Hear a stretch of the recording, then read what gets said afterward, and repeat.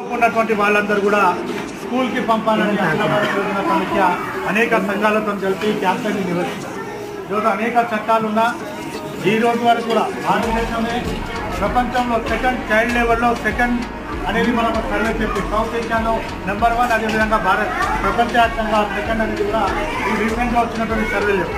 ఎంత మనం ప్రయత్నం చేసినా ఎన్ని క్యాంపెయిన్ చేసినా చైల్డ్ లేబర్ వ్యవస్థ అనేది రద్దు అయితే లేదు.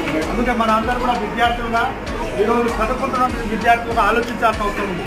మన బస్తీలో, మన వాడలో, మన ఊళ్ళో, మన గ్రామంలో ఉన్నటువంటి విద్యార్థులు ఎవరైతే పనికి పోతున్నారో వాళ్ళకి పని కాదు బడికని మనకు మనమే క్యాంపెయిన్గా, మనకు మనమే అవేర్నెస్గా, మనకు మనమే ఉద్యమంగా తయారు కావాల్సిన అవసరం ఉంది. అదేవిధంగా మనం రీసెంట్గా చూసాం, ఓసీట్లో ఒక సంఘటన జరిగితే దాదాపు 4 బాల కార్మికులు చనిపోయారు.